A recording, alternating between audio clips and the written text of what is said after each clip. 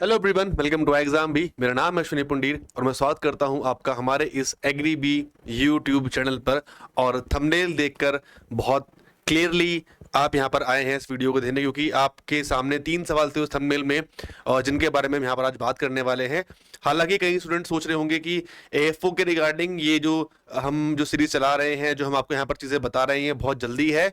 But ये बिल्कुल भी जल्दी नहीं है, बिल्कुल टाइमली हम आपके लिए यहाँ पर चीजें लेकर आए हैं, ताकि आप अभी से अपनी प्रिपरेशन में, अगर आप प्रॉपरली अगर काम नहीं कर रहे हैं तो आप उस काम में अच्छे से अभी से लग जाएं। ठीक है, तो आज हम बात करेंगे 3 चीजों के बारे में कि आपका इस साल अभी ग्रेजुएशन पूरा हुआ है ना।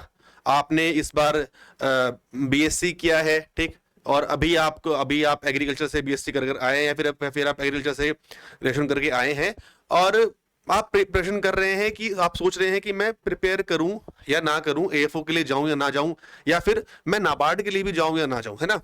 और जरूर नहीं है कि यार आपने इस साल अपनी पढ़ाई पूरी की हो, अभी तक आप कहीं पर जॉब कर रहे थे, अभी तक आप कहीं पर जॉब नहीं कर रहे होंगे, बट आप इस तैयारी के लिए बिल्कुल नए हैं, आप इस एग्जाम के लिए बिल्कुल नए हैं, तो ये वीडियो बिल्कुल आपके लिए है। दूसरा, अगर आप थोड़ा बहुत जानते हैं इस एग्जाम के बारे में या बैंकिंग एग्जाम्स के बारे में, रीजनिंग जो है ना, बाकी के 2 सवाल जो है वो आपके रीजनिंग के हैं। रीजनिंग में मुझे क्या पढ़ना है, कैसे पढ़ना है, और सबसे मेन टॉपिक क्या होता है हमारा पजल का, कि यार बिना इसके क्या मैं एग्जाम क्रैक कर सकता हूं, ये बहुत बड़ा सवाल होता है। तो इन सभी के बारे में यहाँ पर आज बात करने वाले हैं। अगर आप पहली बार आए हैं तो इस चैनल को सब्सक्राइब जरूर कर लीजिएगा, और अगर फिर से आए हैं तो इसको आप शेयर कर दीजिए, मतलब जो पहली बार आए हैं वो भी इनको शेयर कर सकता है। ठीक है, स्टार्ट करते हैं इस वीडियो को। सबसे पहले जो हमारे टॉपिक है, मतलब जो हमारी चीजें हैं, वो 3 रहने वाली यहाँ पर। सबसे पहले बात करेंगे इस बारे में, मैं बिगिनर हूं, क्या मुझे इस साल एग्जाम देना चाहिए या नहीं देना चाहिए। ठीक है, बहुत ही एक जनरल सी वीडियो है, बहुत जेन्युइन वीडियो है, और बहुत बड़ी वीडियो मैं नहीं रखूंगा। ठीक है, तो भाई मैं आपको बताऊं, चाहे आप बिगिनर हो चाहे आप ना हो, आपको एग्जाम जरूर देना चाहिए। और आप अगर किसी भी एग्जाम का प्रिपरेशन कर रहे हैं, आप अगर ये सोच रहे हैं कि इस साल नहीं दूंगा, मैं तैयार नहीं हूं, मैं अगले साल जाऊंगा, तो आप अपनी परेशानियों को बढ़ा रहे हैं, आप कंपटीशन को डबल कर रहे हैं। ये बात ध्यान रखना, ठीक है। एग्जाम नहीं दोगे तो आपका कंपटीशन जो है अगली बार वो दुगना हो जाएगा। पहला पॉइंट, मेरी बात बहुत ध्यान से समझना, ठीक। दूसरा पॉइंट क्या है कि एग्जाम देने से मुझे फायदा क्या होगा, एग्जाम मेरा निकलेगा तो है नहीं। ऐसा अगर मुझे लगता है कि मैं तैयार नहीं हूं, मेरा एग्जाम निकलेगा नहीं, तो मुझे फायदा क्या होगा एग्जाम देकर। भाई एग्जाम देकर ना आपको ना एटलीस्ट जब आप अगली बार अगर आप प्रिपेयर होकर जाओगे, सपोज करो पहली बार तो भी टाइम है, मैं आपको से बताऊं, अभी आप एग्जाम के लिए तैयारी कर सकते हो। स्टिल अगर आप अभी कहीं अंडर कॉन्फिडेंट है और आपको भी समझ नहीं आ रहा है, मैं श्योर हूं नहीं हूं, तो भी आप इस एग्जाम को जरूर फिल कीजिए, क्योंकि क्या होगा, आपको ना रियल टाइम एग्जाम का एक्सपीरियंस मिलेगा। ठीक है, अब काउंटर यहां पर यह आएगा कि सर मैं मॉक टेस्ट भी तो दे सकता हूं। भाई दो, मॉक टेस्ट बिल्कुल दो, लेकिन जो मॉक टेस्ट आप अपने घर पे बैठ के, अपने बेड पे बैठ के, सोफे पर बैठ के, लेट कर आराम से आप दे रहे हो, उस मॉक टेस्ट में और एग्जाम मॉक टेस्ट में जमीन आसमान का अंतर होता है ना। अब जमीन आसमान का अंतर कैसे, टाइमिंग का अंदर, जो यहाँ पर जो आपके चलता है ना, दिमाग के अंदर जो प्रेशर जो घूमता है, वो उसी जगह पर बैठ के आता है, वो वहीं पर बैठ के आता है, और कहीं पर वो आएगा ही नहीं। ये बात ध्यान रखो, ठीक। जो प्रेशर आप वहां फील कर पाओगे वो आप कहीं फील कर ही नहीं पाओगे। आप कितना भी इंटेंस होकर एक मॉक टेस्ट लगा लो घर बैठ के और आप एग्जाम दो, तो कहीं ना कहीं आप उसके लिए प्रिपेयर हो रहे हो। ये बात ध्यान रखिएगा, कहीं ना कहीं आप उसके लिए प्रिपेयर हो रहे हो। बहुत फैक्टर हैं यार, बहुत सारी चीजें हैं। गर्मी है, गर्मी देख रहे हो आजकल कितनी हो रही है ना।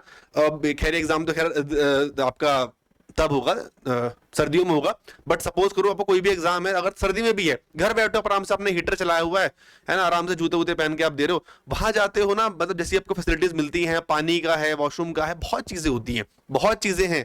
ठीक है, तो वो एक्सपीरियंस लेने के लिए आप उसको, ये एग्जाम आपको जरूर देना चाहिए, क्योंकि अगर आप इस साल भी अगर सोच रहे हो कि नहीं हो पाएगा, तो एटलीस्ट आप नेक्स्ट ईयर के लिए जो आप मेंटली आप प्रिपेयर रहोगे, है ना। सपोज करो, देखो 2 चीज होती है एग्जाम क्रैक करने के लिए, एक होता है मेंटली, एक होती है बाकी सारी चीजें। मेंटली क्या है कि हाँ मैं स्ट्रॉन्ग, मेंटली मैं क्लियर हूं कि हाँ मुझे मेरा प्रेशर नहीं लेना, मैंने सिलेबस पूरा किया। एक आप सिलेबस को थ्योरेटिकली पूरा करते हो, एक आप मेंटली कवर करते हो। मेंटल में आपकी जो आपकी बाकी सारी चीजें हैं वो आती हैं, आपकी सराउंडिंग्स आती हैं। ठीक है, आपने सब कुछ पढ़ लिया, सब कुछ कर लिया, वहां जाके यार सिस्टम लेट चल रहा है, सिस्टम आपका जो है वो रंग बिरंगा नहीं होता। अब आप यहाँ पर जो डीआई पढ़ते हो, जो आप पजल देखते हो, वो रंग बिरंगी होती हैं, वो पाई चार्ट बड़े कलरफुल होते हैं। वहां जाकर ब्लैक एंड व्हाइट है ना, स्क्रीन बहुत लेट चलती है, ये होता है, ये फैक्ट बता रहा हूं मैं किसी एग्जाम की बुराई नहीं कर रहा हूं, बट ये होता है। ठीक, आप एक डीआई करने पे गए है ना, सपोज करो एक डीआई करने पे गए, इतनी बड़ी बड़ी डीआई होती है, आपको उसको ऐसे ऐसे स्क्रॉल करना पड़ता है उसको चेक करने के लिए। आरसी इतने बड़े होते हैं, हम तो यहाँ पर उसको एक बार में कर लेते हैं, वहां पर आरसी बड़े होते हैं, तो जानबूझ के ना आपका वहां पर टाइम वेस्ट किया जाता है, तो वो रियल टाइम एक्सपीरियंस आपको वहां से मिलता है। ठीक है, तो आई होप ये चीजें आपको क्लियर होंगी। एग्जाम आपको देना है, मेन पॉइंट क्या है कि सर मैं फालतू में पैसे क्यों खर्च करूं? भाई देखो, पैसे ना, अगर आप कुछ रुपयों के लिए अगर सोच रहे हो कि मैं सब कुछ आसानी से कर लूंगा, तो भाई देखो, ये जो आपकी आज की थोड़ी सी मेहनत है ना, ये आपको आगे जाके काम दे आएगी। और सिर्फ उस एग्जाम की बात नहीं है, मैं ये भी आपको बोलूंगा कि आपके जो बाकी एग्जाम्स होते हैं ना, बहुत नॉर्मल एग्जाम, मैं नहीं बोलूंगा कि सारे आप दो, बट आरआरबी पीओ क्लर्क आपके एग्जाम कराता है, आईपीएस कराता है, एसबीआई मत देना, ठीक है, वो फिर भी लेवल बहुत अच्छा चला जाएगा। बट ये 3-4 एग्जाम है, IPS PO clerk, RRB PO clerk, ये एग्जाम आप देकर आओ, आपको ना एग्जाम का एक्सपीरियंस होगा एटलीस्ट। और प्री है, बेसिकली प्री का बताऊं ना, ये एग्जाम बहुत रेलेवेंट होता है आपके, आप प्री में आपको यहां से बहुत हेल्प मिलेगी, बहुत ज्यादा हेल्प मिलेगी। ठीक है, तो एग्जाम जरूर दो, अगर आप बिगनर हो चाहे आप नहीं हो। ठीक है, दूसरा पॉइंट यहां पर क्या है, रीजनिंग में क्या पढ़ना है। ठीक है, रीजनिंग के रिगार्डिंग मैं 2 वीडियोस ऑलरेडी बना चुका हूं, मैं आपको वहां पर समझा चुका हूं इसके मेन टॉपिक्स। ठीक है, मैं आपको अच्छे से बताया था कि क्या करना है, आपको कैसे कैसे पढ़ना है, क्या चीज पर आपको ज्यादा फोकस करना है। ठीक है, तो उनको आप देख लेना, वो यहीं पर प्लेलिस्ट में आपको मिल जाएंगी। स्टिल उसके बारे में एक बार फिर से हम बात कर लेते हैं, जिसका जवाब आपको थर्ड पॉइंट में मिलने वाला है कि क्या बिना पजल एग्जाम पढ़े एग्जाम निकलेगा, क्या बिना पजल पढ़े? इसका जवाब मैं दूंगा आपको यहां पर। देखो, टाइम आपके पास काफी है अभी के लिए, है ना। रीजनिंग में आते हैं आपके 50 क्वेश्चन 50 नंबर के, और ये हैं आपके देखो सारे भी टॉपिक्स। ठीक है, अगर आप देखोगे, ये आपके सारे टॉपिक्स हैं, सिलोजिज्म है, ब्लड रिलेशन है, इनइक्वालिटी है, अट्रैक्शन डिस्टेंस है, इनपुट आउटपुट है, कोडिंग डिकोडिंग है, डेटा सफिशिएंसी है, मिसलिनियस है, पजल और सिटिंग अरेंजमेंट है, ये सारे आपके टॉपिक है। अब देखो इसमें क्या है, पजल आपकी भाई 4 से 5 पजल कहीं नहीं गई, 4 से 5 पजल कहीं नहीं गई। और आपको करना क्या है, आपके 20 से 25 नंबर जो होते हैं, 20 से 25 नंबर के लिए कट ऑफ चाहे भले आपकी 7 जाए, 8 जाए, 9 जाए, है ना, बट कट ऑफ तो मेरे को पार नहीं करनी। आप अगर 10 नंबर का ही टारगेट लेके चलोगे तो कभी एग्जाम क्लियर नहीं होगा, कभी एग्जाम क्रैक नहीं होगा। प्रीवियस कट ऑफ से आपको 5, 6, 7 नंबर कम से कम आगे चलना पड़ेगा सब्जेक्ट वाइज। इस बार ठीक है, बहुत बढ़िया कट ऑफ गई थी, बहुत अच्छी कट ऑफ गई थी, तो उससे आपको इस बार 10 से 15 नंबर आपको ज्यादा सोचना है। उसके लिए आपको 5-5 नंबर हर एक सब्जेक्ट में आपको बढ़ाने पड़ेंगे।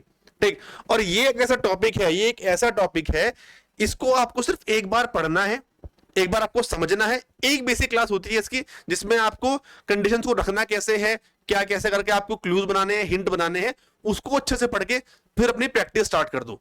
ठीक है, हालांकि कुछ क्वेश्चन में अप्रोच अलग होती है, बट आपके 25 में से 3 पजल आप एग्जाम में बहुत इजीली बना दोगे। 3 पजल का मतलब हो गया 15 नंबर, और 15 नंबर भी छोड़ो, 12 नंबर भी हो गए, और 12 के बाद इतने सारे टॉपिक्स हैं, 7, 8, 8, 9 नंबर आप आराम से ले आओगे। 20-22 नंबर आपके बहुत इजीली आ जाएंगे, और उसका आपकी ओवरऑल कट ऑफ पर बहुत फर्क पड़ेगा। मैं बता रहा हूं, ये एक ऐसा टॉपिक है जिससे आपकी पूरी कट ऑफ पर बहुत फर्क पड़ता है, और ऐसे टॉपिक आपके इंग्लिश में भी होते हैं, आपके क्वांट से भी होते हैं। ठीक, तो ये पढ़नी बहुत जरूरी है। मैं ये नहीं बोल रहा हूं कि आसान है, चीजें आसान नहीं होती, एक आपको पैटर्न फॉलो करना होता है, फिर आपको प्रैक्टिस करनी होती है। बिना पजल के प्रैक्टिस बेकार है, सॉरी, बिना प्रैक्टिस के पजल जो है बिना प्रैक्टिस के जो है पजल वो बहुत बेकार होती है। उसको आप करिए, अच्छे से समझिए, और अलग अलग टाइप्स की आप पजल कीजिए जो लेटेस्ट एग्जाम में आती हैं। ठीक है, आपकी फ्लैट बेस्ड है, फ्लोर बेस्ड है, ठीक है, आपकी ठीक है, जो भी आपकी अभी लेटेस्ट जो पजल चल रही है, तो उनको आप देखो कि इस टाइम लेटेस्ट चल क्या रहा है, और प्रैक्टिस करो रोज की। पहले एक बार सिलेबस पूरा करने के बाद 3-4 पजल आप लगाते रहो, एग्जाम तक आप ऐसे हो जाओगे। 3 पजल आप एग्जाम में अच्छे से क्रैक कर दोगे, उसके बाद फिर आपके मिसलेनियस टॉपिक है, इनको आप बढ़िया से आप निकाल दोगे। ये मेरा आपको मतलब मैं श्योर हूं इस चीज के लिए। ठीक है, अगर आप अभी से मेहनत करोगे तो। इसीलिए अभी से हम आपके लिए मेहनत कर रहे हैं, इसलिए अभी से हम आपके लिए वीडियोस लेकर आ रहे हैं, ताकि आप भी पढ़ो हमारे साथ अच्छे से। ठीक है, क्लियर? तो आई थिंक ये टॉपिक जो क्लियर हो गया होगा। रही अगर आपको आईपीएस एसओ एफओ इस बार टारगेट करना है, तो भाई आप हमारा कोर्स जो है वो ज्वाइन कर लीजिएगा। यहाँ पर आपको रेगुलर लाइव क्लासेस मिलेंगी, सारे टॉपिक्स आपको शॉर्ट फॉर्म में मिलेंगे, वीडियोस में मिलेंगे, आपको पीडीएफ मिलेंगी, और इसके साथ आपको मॉक टेस्ट मिलेंगे सभी स्टेट एग्जाम्स के। ठीक है, ये सारे सभी आपको यहाँ पर एग्री भी पर आई एग्जाम भी पर मिलने वाला है। बाकी फर्दर इन्फॉर्मेशन आपको कैलाश सर टाइम पर देते रहते हैं, आप उनसे कनेक्ट रहिए टेलीग्राम पर। ठीक, कोई भी डाउट हो नीचे आप कमेंट बॉक्स में जरूर लिखना कि वीडियो आपको कैसा लगा। और आपको रीजनिंग में किन किन टॉपिक्स में इश्यूज है, तो उसके लिए फिर अब आगे हम जो आपको क्लासेस भी आपके लिए हम यहाँ पर लेकर आएंगे यूट्यूब पर बिल्कुल फ्री में। ठीक है, तो मिलते हैं फिर नेक्स्ट वीडियो में। अपना ध्यान रखो, सब लोग पढ़ाई करो और अभी से लग जाओ। नए हो ये मत सोचो कि मुझसे नहीं होगा, नए हो आप बहुत अच्छे से कर पाओगे, दिमाग फ्रेश है आपका बिल्कुल। ठीक है, और अच्छे से अभी से प्रिपरेशन करो, अच्छे से अभी से आप तैयारी करो। सोचो मेरे को बस इसी बार एग्जाम क्रैक करना है, इस बार मेरे को एग्जाम निकालना है। ठीक है, चलिए मिलते हैं फिर नेक्स्ट वीडियो में। अपना ध्यान रखो, अच्छे से पढ़ाई करो। Thank you so much, have a good day. Thank you.